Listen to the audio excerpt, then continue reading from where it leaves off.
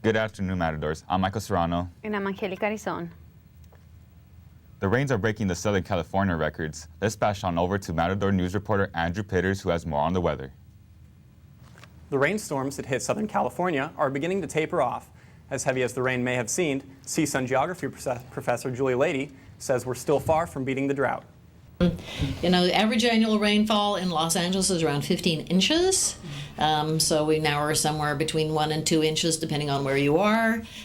So we're still, you know, we've got to get at least to our average. So it'd be another 13, 14 inches we need to get to average.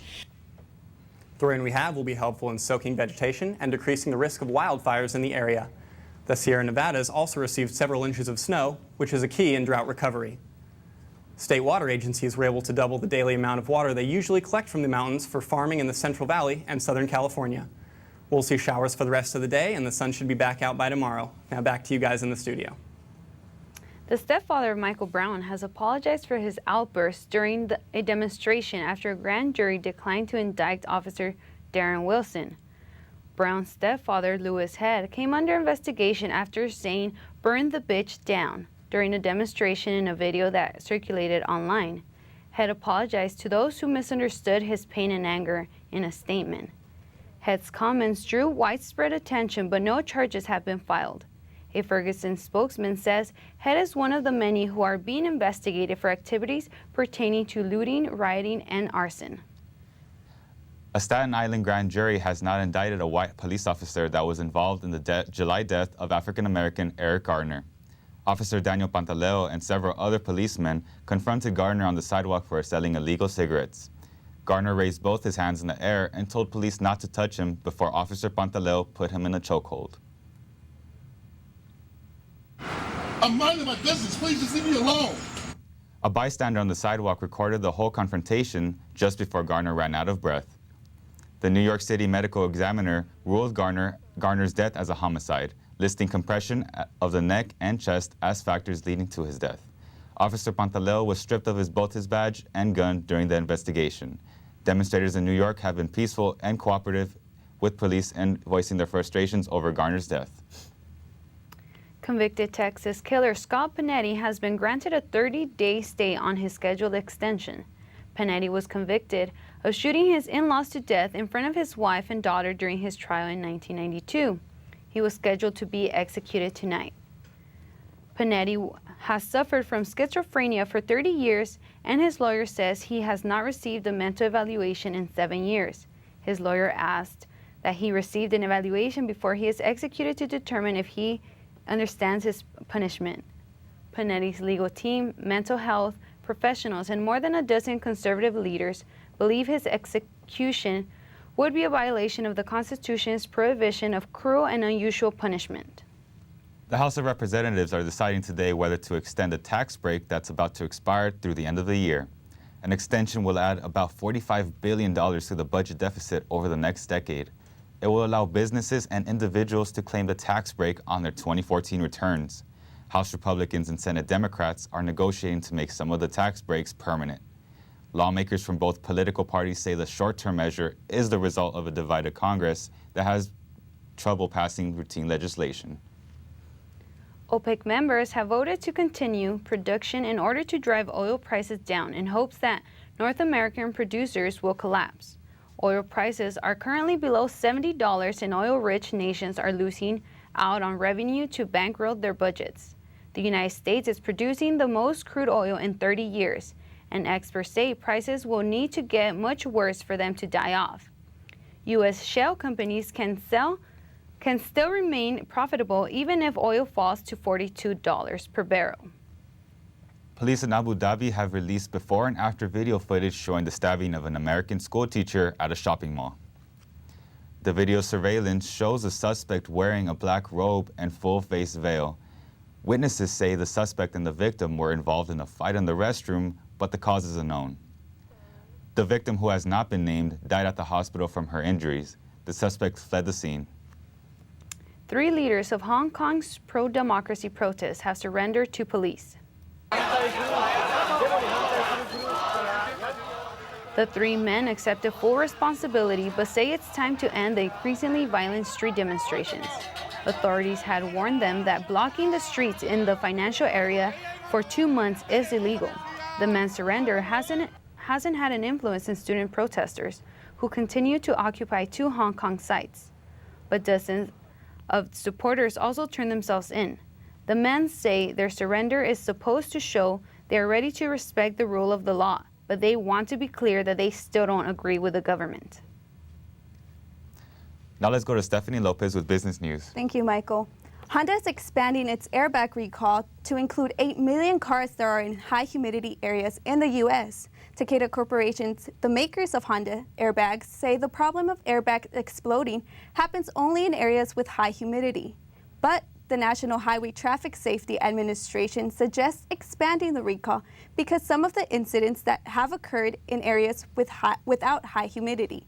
Honda President Rick Shostak says the company is deeply sorry and is in talks with 2 other airbag manufacturers to produce enough parts to cover the expanded recall. We offer our sincere apologies to the families of those who have died, who have been injured, or who have been in any way inconvenienced due to the defects in the Takeda airbags in our vehicles.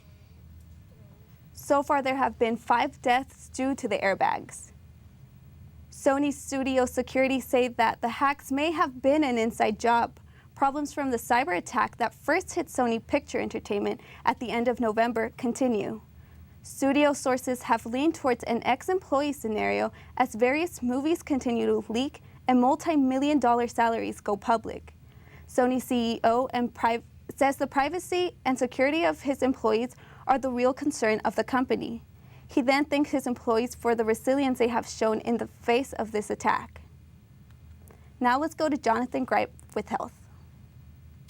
Middle-aged women are officially the most depressed in the United States.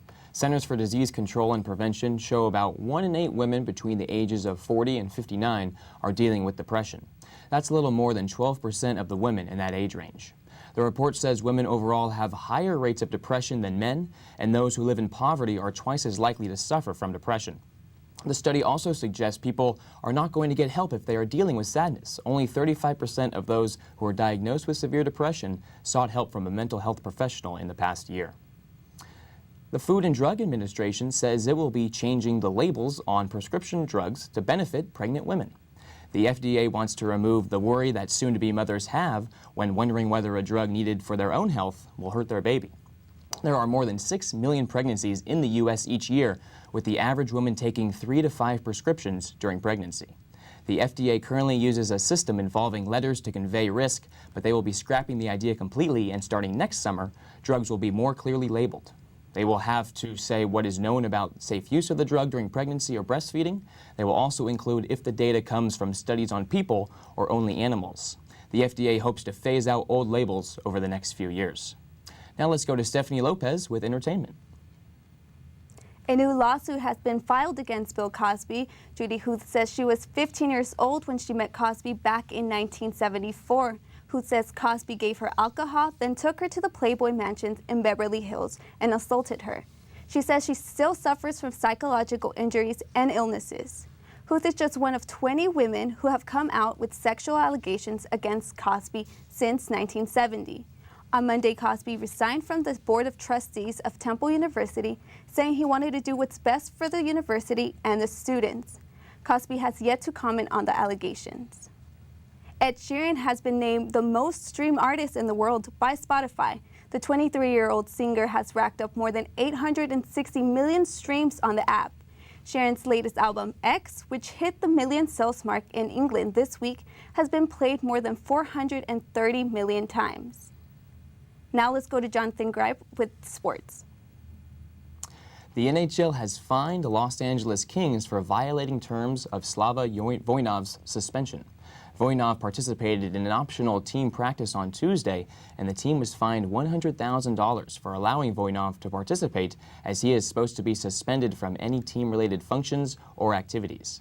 He was suspended back on October 20th when he was charged with domestic violence. Voinov already pleaded not guilty to corporal injury to a spouse with great bodily injury, and his next appearance in court is scheduled for December 15th for a preliminary hearing. Veteran Major League Baseball umpire Dale Scott has come out as gay. Scott will be entering his 30th season as a Major League umpire next year and says he's been grateful it has not been a distraction on the field. Scott says he has never wanted to keep it a secret, which is why he sent a photo to Referee Magazine posing with his partner. The photo was part of a feature story on The Official in the October issue. Scott is the first male sports official to be openly gay in the major sports leagues, and MLB Commissioner Bud Selig says Scott has been an outstanding umpire and a class act throughout his career. No other players or managers have been openly gay during their active baseball career. And for more on CSUN sports, now let's go to Rosanna Siracusa in the newsroom. CSUN women's basketball team is undefeated at the moment with a 6-game winning streak. Head coach Jason Flowers told me why he thinks the team is successful so far this season.